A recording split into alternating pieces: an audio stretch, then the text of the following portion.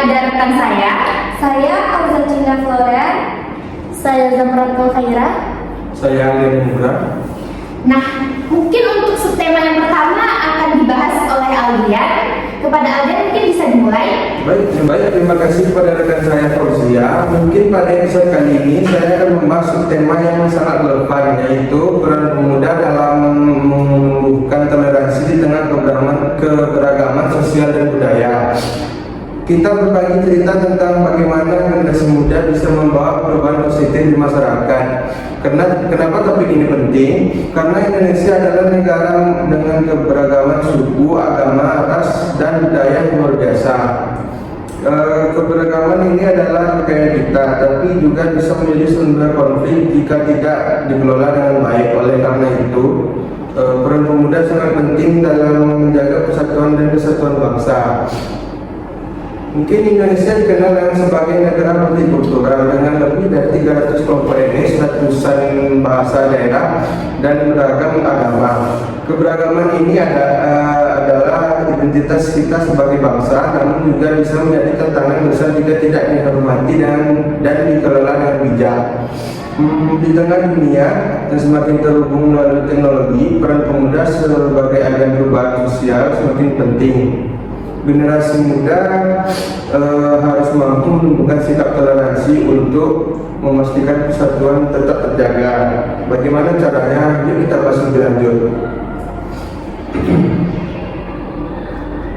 Yang pertama adalah toleransi. Sebagai agen perubahan sosial, pemuda memiliki semangat dan energi untuk melakukan perubahan.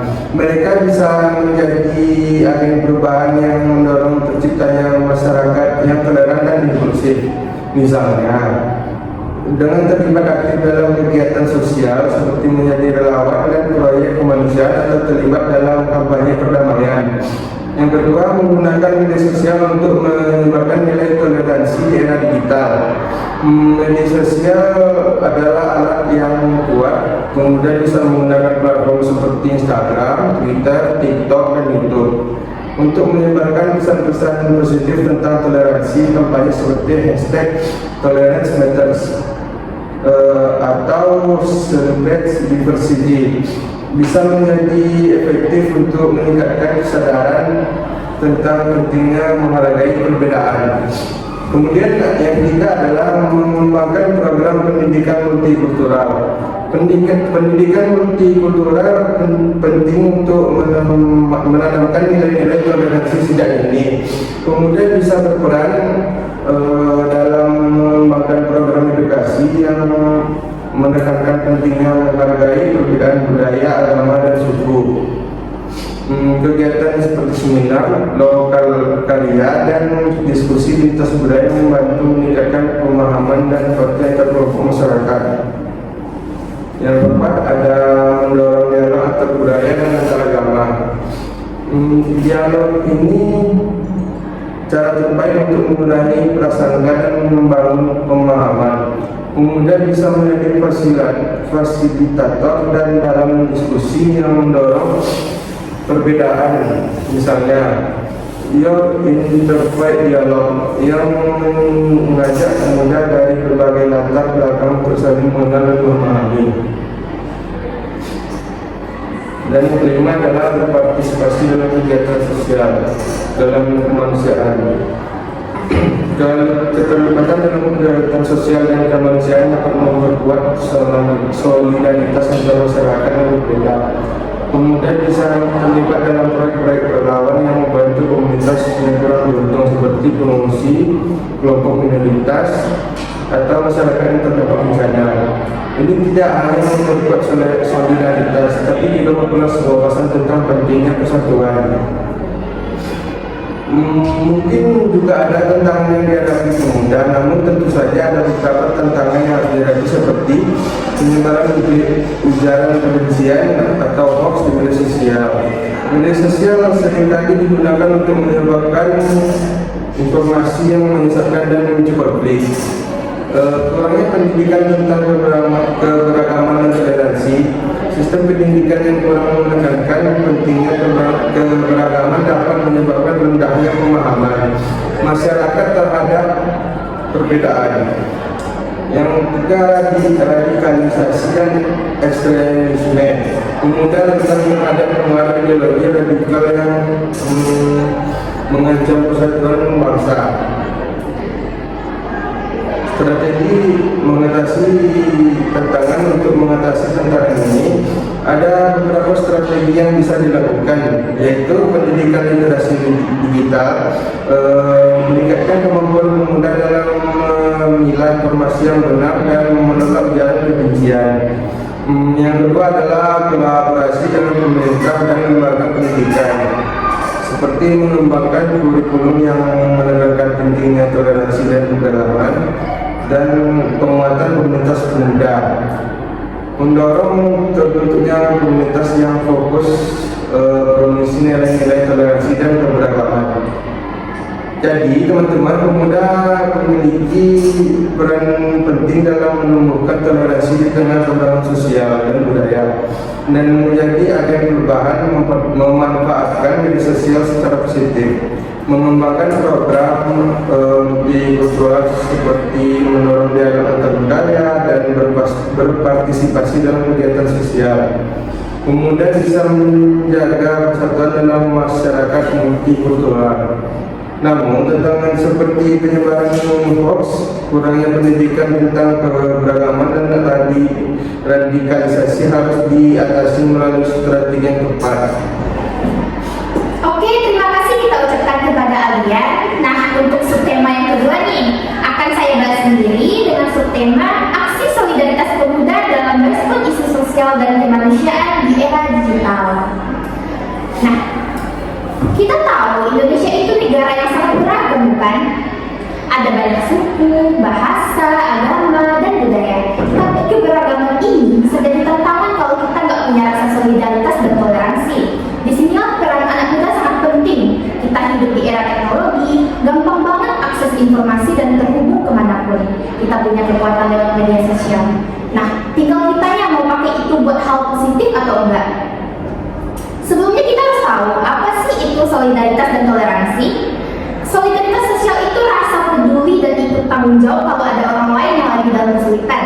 Sedangkan toleransi adalah sikap menghargai perbedaan, entah itu agama, budaya, atau pendapat. Dan yang seru, sekarang nilai-nilai itu bisa kita tunjukkan lewat hal-hal digital. Gak harus turun ke jalan, cukup lewat HP saja kita bisa bergerak bantu orang lain. Apa saja sih bentuk aksi pemuda di dunia digital? Yang pertama, kampanye online dan aksi virtual. Contohnya kayak saling jaga, gerakan peduli sesama, atau penggalangan dana online di Kita Bisa dan Demi Baik. Kita bisa ikut bantu dengan share link, ikut donasi, atau cukup support lewat komentar positif. Nah, yang kedua mungkin komunikasi digital. Banyak banget nih komunitas pemuda yang bergerak secara online kayak Youth for Climate atau Indonesia Mengajar. Mereka ngadain diskusi lewat Zoom, koordinasi via grup Telegram, dan ngelakuin program sosial lewat medsos. Nah, yang ketiga bisa lewat edukasi, lewat konten. Kalau kamu suka bikin video atau desain, bisa banget nih bikin konten edukasi, bisa tentang toleransi, lingkungan, atau isu sosial lainnya. Banyak kok anak muda yang kontennya viral dan berdampak positif. Nah, yang keempat, donasi dan crowdfunding.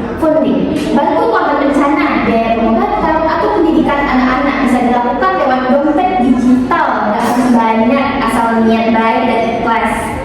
Nah, yang terakhir, memantau isu sosial.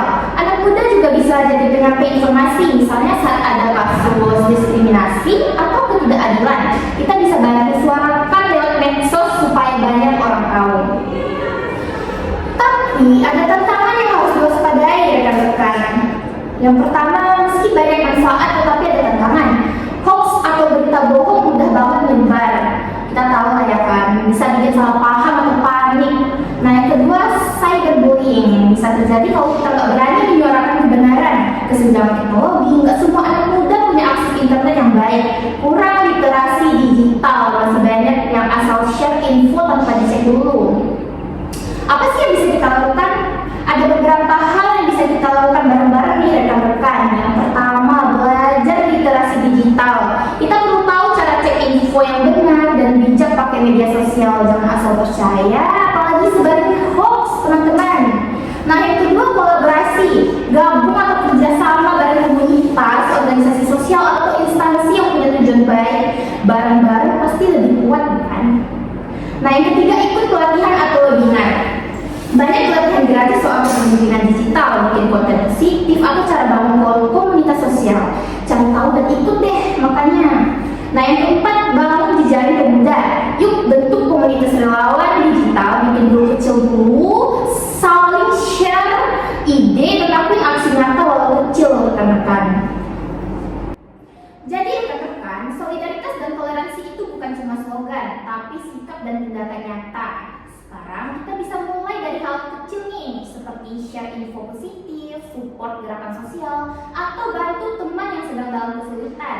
Jangan tunggu orang lain duluan, rekan-rekan. Yuk jadi bagian dari perubahan.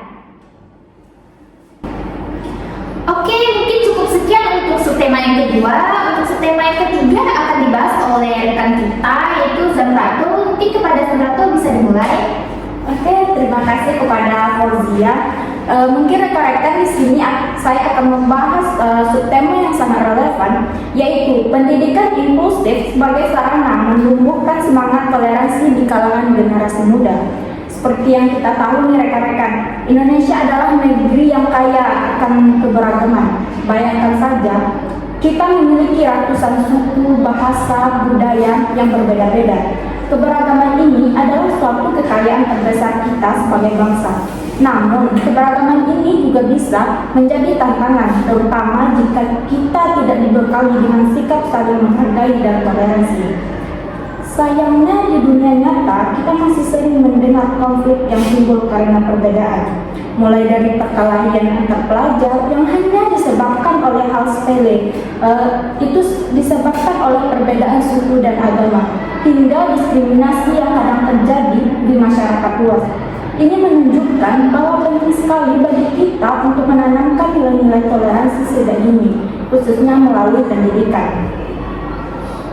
Nah, di sini peran pendidikan inklusif sangat penting, terutama untuk generasi muda. Mungkin ada dari rekan-rekan yang ingin bertanya, sebenarnya apa sih pendidikan inklusif itu? Secara sederhana, pendidikan inklusif adalah pendekatan dalam pendidikan yang mungkin mengakui dan menerima keberagaman yang ada di antara peserta didik, baik itu dari segi kemampuan, latar belakang budaya, agama, maupun kondisi sosial ekonomi.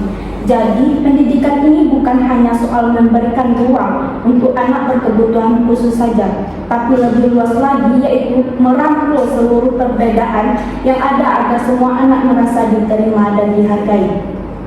Nah, dengan pendidikan inklusif ini, anak-anak tidak hanya belajar tentang ilmu pengetahuan saja, tetapi juga belajar bagaimana hidup berdampingan secara harmonis, menghargai perbedaan, dan bersikap adil sesama tanpa memandang latar belakang. Kenapa sih pendidikan inklusif ini penting untuk menumbuhkan toleransi? Mungkin yang pertama, rekan-rekan, ketika anak-anak sudah terbiasa berinteraksi dengan teman-teman yang berbeda sejak kecil, mereka akan memahami bahwa perbedaan itu adalah sesuatu yang biasa dan bisa memperkaya pengalaman hidup. Misalnya, mereka belajar bahwa teman yang berbeda agama tetap bisa menjadi sahabat yang baik kok. Yang kedua itu pendidikan inklusif membantu menghilangkan sikap diskriminasi. Dengan pengajaran yang tepat, anak-anak diajarkan bahwa tidak ada yang lebih rendah atau lebih tinggi hanya karena asal-usul atau kemampuan saja. Semua berhak mendapatkan kesempatan yang sama. Yang ketiga, rekan-rekan, pendidikan inklusif ini mendorong anak-anak untuk belajar bekerja sama dan berempati. Saat mereka berkolaborasi dalam berbagai aktivitas, mereka belajar memahami perasaan dan sudut pandang orang lain yang secara alami dapat menumbuhkan sikap saling menghargai dan toleransi. Yang terakhir nih rekan-rekan, pendidikan inklusif itu juga penting untuk mengurangi potensi konflik di masa depan. Semakin anak-anak dibiasakan hidup bersama dalam keberagaman, semakin kecil kemungkinan mereka menjadi intoleran atau mudah terpengaruh oleh paham radikal. Mewujudkan pendidikan inklusif ini tidak mudah. Masih ada berbagai kendala yang perlu dihadapi. Salah satu kendalanya adalah masih banyak guru yang belum sepenuhnya paham bagaimana mengelola kelas yang beragam dengan baik. baik. Kurikulum yang digunakan kadang terlalu kaku dan kurang memberikan ruang untuk pembelajaran yang kontekstual dan ramah keberagaman. Tidak hanya itu saja, lingkungan sosial di luar sekolah pun juga bisa mempengaruhi sikap siswa. Misalnya nih, jika di rumah atau di lingkungan sekitar, anak-anak sering mendengar ujaran kebencian atau sikap fanatik, maka mereka akan terbiasa menjadi tantangan bagi sekolah untuk menanamkan sikap toleransi. Namun, tantangan ini bukan berarti tidak bisa diatasi, rekan-rekan. Mungkin ada beberapa solusi yang saya berikan, seperti mengadakan pelatihan khusus bagi guru agar mereka memiliki wawasan dan keterampilan dalam pendidikan inklusif.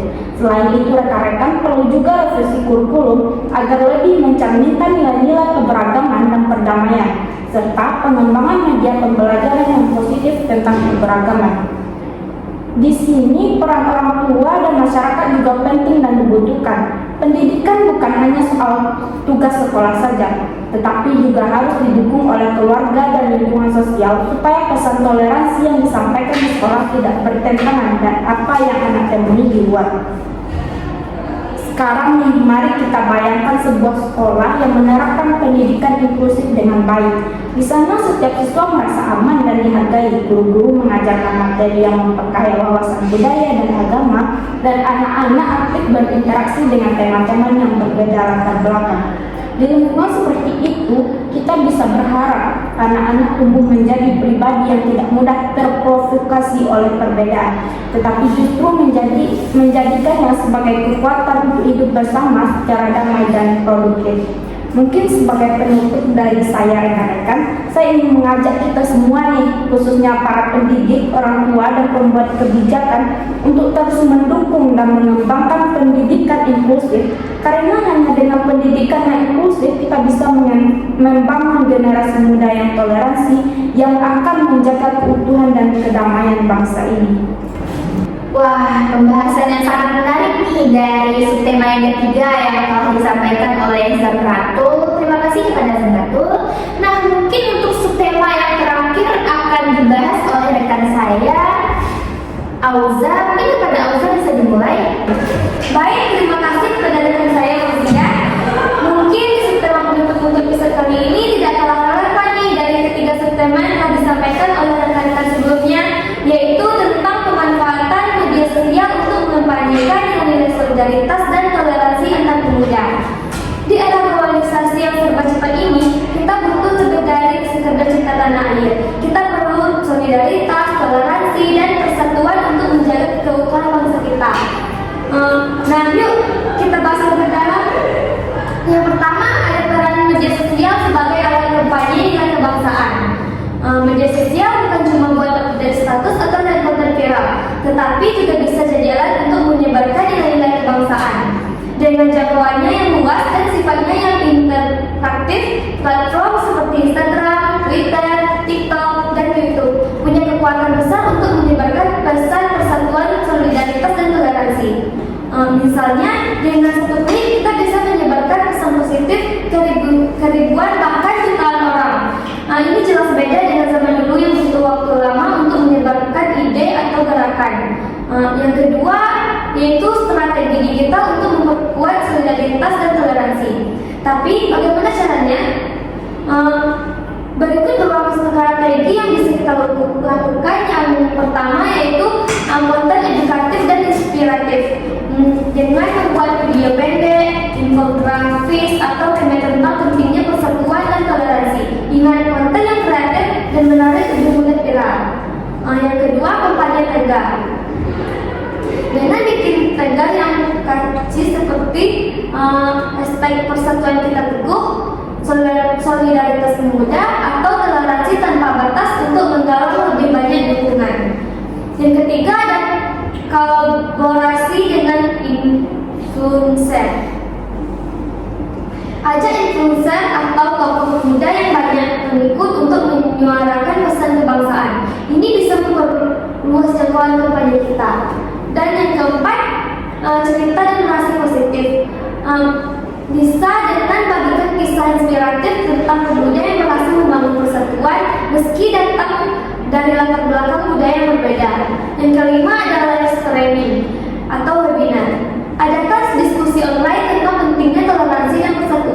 Misalnya melalui Instagram Live atau YouTube. Ini bisa jadi cara efektif untuk berbagi pandangan dan memperkuat solidaritas. Dan selanjutnya yaitu manfaat kampanye digital untuk pemuda. Kenapa sih ini penting? Karena dengan kampanye digital yang konsisten, kita bisa memperkuat identitas nasional dan cinta tanah air, meningkatkan kesadaran akan pentingnya persatuan di tengah keberagaman, mengurangi risiko radikalisme dengan menanamkan nilai-nilai positif sejak dini, dan membangun jejaring sosial yang kuat antar pemuda dari berbagai daerah. Dan selanjutnya yaitu ada tantangan dalam mengampanyekan toleransi melalui media sosial. Tapi tentu saja ada tantangannya. Yang pertama yaitu ada maraknya hoax dan ujaran kebencian yang bisa memecah belah persatuan. Yang kedua yaitu kurangnya literasi digital yang membuat banyak pemuda mudah terpengaruh propaganda negatif. Yang ketiga yaitu perlu konsistensi dan kreativitas untuk membuat konten yang tetap menarik bagi audiens muda. Jadi buat kalian yang ingin ikut serta memperkuat solidaritas dan toleransi, jangan ragu untuk mulai kampanye kecil dari akun media sosial kalian. Ingat, perubahan besar selalu dimulai dari langkah kecil.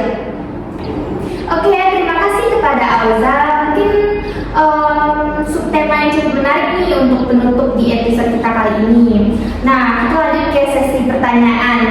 Kita mau bertanya-tanya dulu nih terkait pemaparan materi yang udah disampaikan oleh rekan-rekan tadi. Mungkin kepada Alia dulu nih, ada beberapa pertanyaan mungkin yang akan kita tanyakan ya. Mengapa peran pemuda dianggap penting dalam menumbuhkan toleransi di Indonesia? Mungkin bisa dijawab kepada Alia.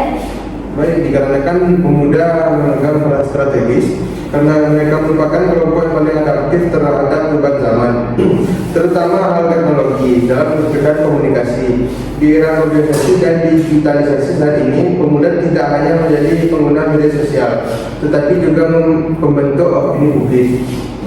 Mereka memiliki semangat yang besar untuk melakukan perubahan dan mendorong transformasi sosial. Karena itulah pemuda sangat potensial untuk menjadi jembatan antara perbedaan budaya, agama, suku, dan latar belakang sosial di masyarakat. Dengan sikap terbuka, rasa ingin tahu yang tinggi, dan kemampuan membangun jaringan lintas kelompok, pemuda bisa memperkuat kohesi sosial dan memperjuangkan toleransi sebagai nilai utama dalam kehidupan berbangsa dan bernegara. Oke, terima kasih kepada Alia. Berarti pemuda ini memegang peran strategis karena mereka merupakan kelompok yang paling adaptif terhadap perubahan zaman ya Alia. Oke, terima kasih. Mungkin untuk pertanyaan yang kedua, Baik, apa sih tantangan utama yang dihadapi pemuda dalam menumbuhkan toleransi di era digital? Baik, menurut saya tantangannya itu ada dua ya. Tantangan pertama adalah maraknya penyebaran ujaran kebencian dan hoax yang sering kali beredar di luar media sosial.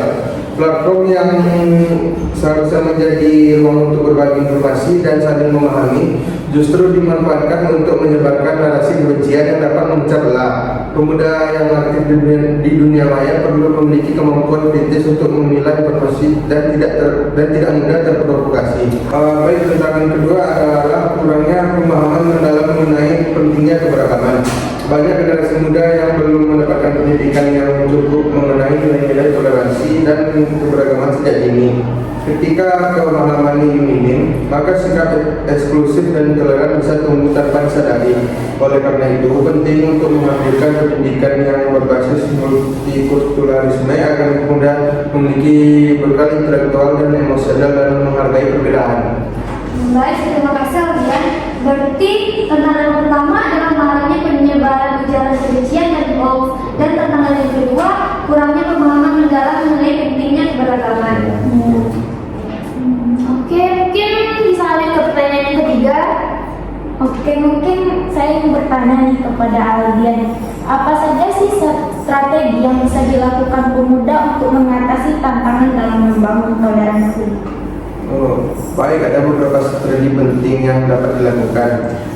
seperti meningkatkan literasi digital. Pemuda perlu dibekali dengan kemampuan untuk mengenali informasi yang valid, memahami cara kerja algoritma media sosial, dan membedakan antara kritik yang konstruktif dan ujaran kebencian.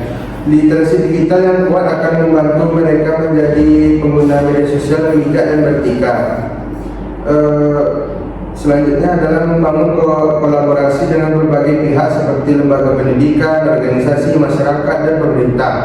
Melalui kolaborasi ini, pemuda bisa terlibat dalam perumusan program-program edukatif yang mempromosikan nilai-nilai toleransi dalam kurikulum atau kegiatan ekstrakurikuler di sekolah maupun kampus.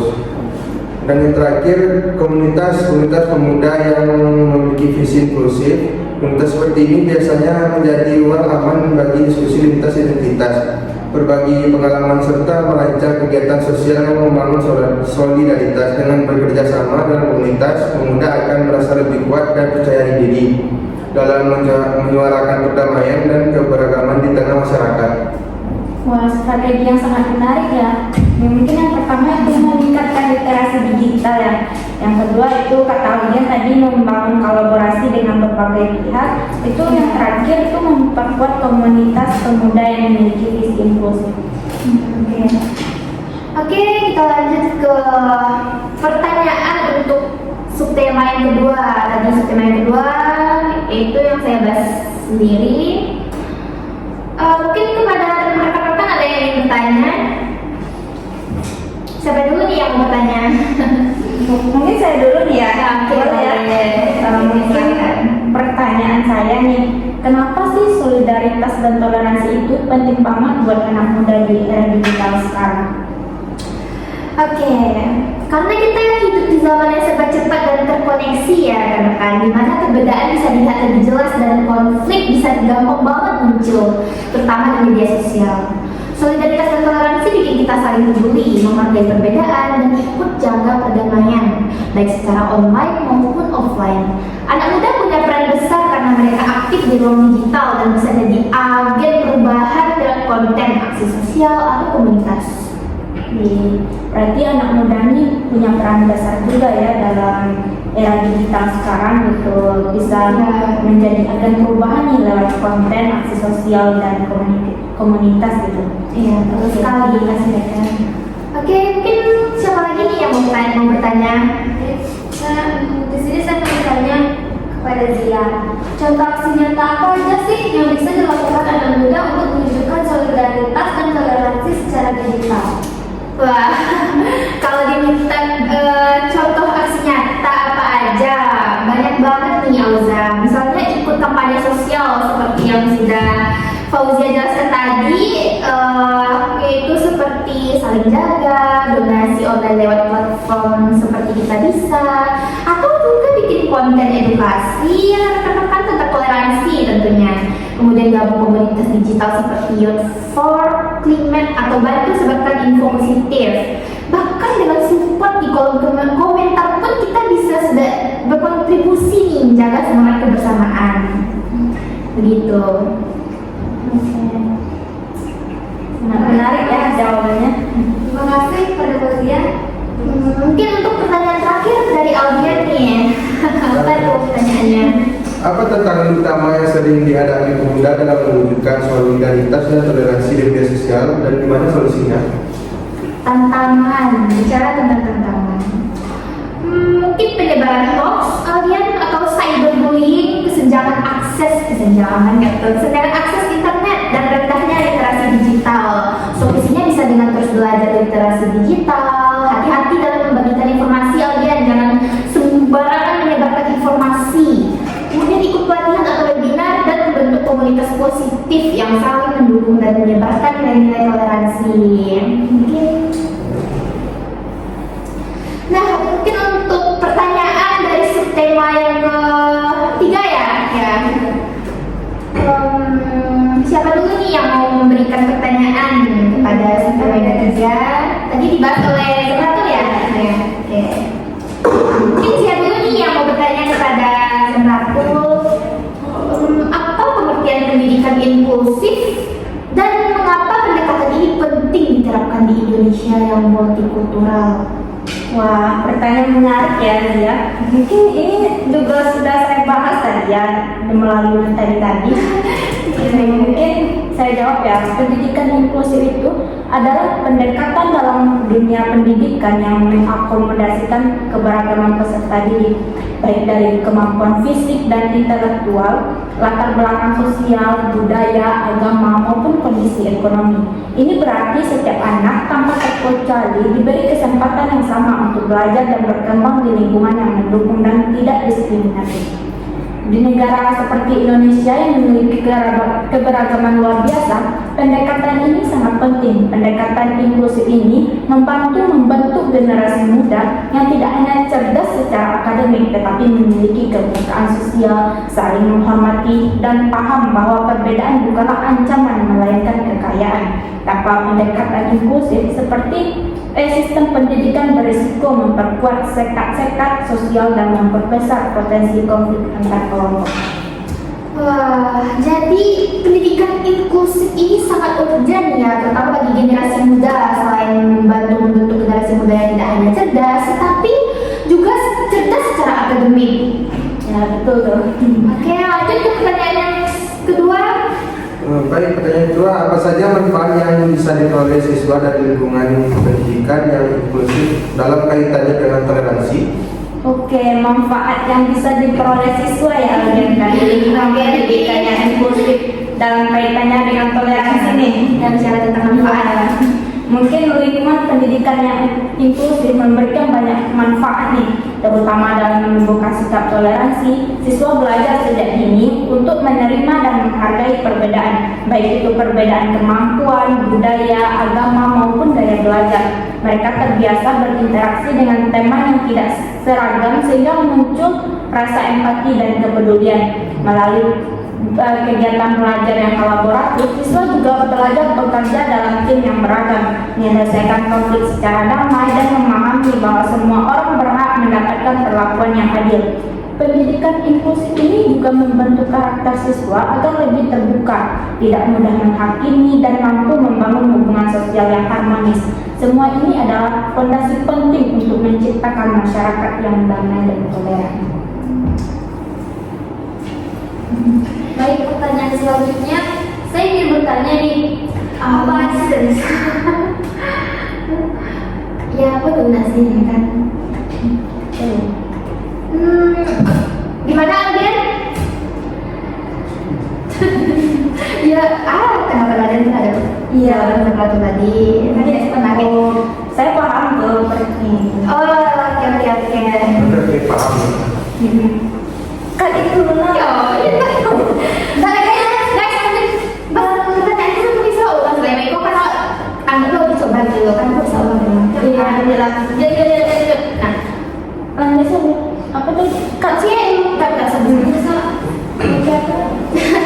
Oke, lanjut ke pertanyaan yang ketiga nih dari Elza. Baik, di sini saya akan bertanya nih, apa aja sih tantangan terbesar dalam menerapkan pendidikan inklusif dan bagaimana cara mengatasinya? Wah, tantangan terbesar nih Alza dalam menerapkan pendidikan inklusif ya, dan bagaimana cara mengatasinya? Oke, pertanyaan yang bagus. Salah satu Mungkin bisa sertakan juga solusinya nanti ya.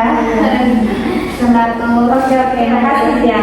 Salah satu tantangan terbesar dalam menerapkan pendidikan inklusif adalah kurangnya pemahaman dan kesiapan tenaga pendidik dalam menghadapi keberagaman siswa. Banyak guru yang belum mendapatkan pelatihan khusus tentang strategi pembelajaran yang inklusif dan adaptif terhadap kebutuhan peserta didik yang beragam. Selain itu, kurikulum nasional seringkali terlalu kaku dan belum fleksibel untuk mengakomodasikan pendekatan yang lebih personal dan kontekstual. Lingkungan sosial yang belum mendukung nilai-nilai inklusi juga menjadi hambatan, terutama jika anak-anak sering menyaksikan atau mengalami intoleransi di luar sekolah. Nah, solusi yang dia katakan tadi ya, mungkin solusi yang bisa saya berikan nih, itu mungkin melalui meningkatkan pelatihan guru secara berkelanjutan, mereformasi kurikulum agar lebih mencantumkan nilai-nilai keberagaman, serta mendorong keterlibatan orang tua dan masyarakat untuk menciptakan budaya toleransi yang konsisten di dalam dan luar sekolah. Kampanye dan edukasi politik juga penting agar pendidikan inklusi ini benar-benar menjadi bagian dari transformasi sosial. Jadi solusinya bisa meningkatkan perhatian guru secara berkelanjutan. Ya, betul Kauza. Nah, ada tantangan, ada solusi. Ya, betul. Oke, untuk pertanyaan yang terakhir nih dari subtema keempat yang sudah dibahas oleh rekan kita tadi, siapa dulu nih yang mau memberikan pertanyaan kepada Auza? Mungkin Zakratul, Aldian? Aldian dulu boleh deh? Boleh, silakan. Baik, mengapa media sosial dianggap sebagai alat yang efektif untuk mengampanyekan nilai solidaritas dan toleransi di kalangan pemuda? Baik, media sosial sering dianggap sebagai alat yang sangat efektif karena memiliki jangkauan yang luas dan akses yang mudah oleh hampir semua kalangan, terutama pada pemuda. Melalui platform seperti Instagram, TikTok, Twitter, dan YouTube, pesan-pesan positif seperti solidaritas dan toleransi bisa disampaikan secara cepat, menarik, dan interaktif. Dengan satu unggahan, kita bisa menjangkau ribuan bahkan jutaan orang yang dalam waktu singkat. Ini memberikan peluang besar bagi generasi muda untuk menyebarkan semangat persatuan dan mendorong sikap saling menghargai di tengah keberagaman masyarakat Indonesia. Oke, berarti dianggap sebagai itu ya, karena memiliki jangkauan yang luas. Ya, betul. Sebagai alat yang efektif dengan. Oke, nanti lanjut ke pertanyaan yang kedua. Apa saja strategi konkret yang bisa dilakukan pemuda untuk menyebarkan pesan persatuan dan toleransi melalui media sosial? Wah, ada banyak tuh Zia. Strategi kreatif yang bisa dilakukan pemuda. Yang pertama, ada membuat konten edukatif seperti video pendek, infografis, atau meme yang mengangkat pentingnya toleransi dan kebinekaan. Yang kedua, ada menggunakan tagar kampanye seperti solidaritas pemuda atau toleransi tanpa batas untuk menggalang dukungan secara luas. Yang ketiga, bekerja sama dengan influencer atau tokoh muda yang punya pengaruh di media sosial untuk memperluas jangkauan pesan, menunjukkan semangat kebersamaan lintas budaya, dan yang terakhir menyelenggarakan live streaming atau webinar yang membahas pentingnya toleransi yang juga bisa menjadi wadah diskusi antar pemuda. Oke, ada beberapa strategi kreatif yang bisa dilakukan oleh pemuda dalam persatuan. Mungkin untuk pertanyaan yang terakhir, Mungkin saya akan bertanya nih kepada Auza.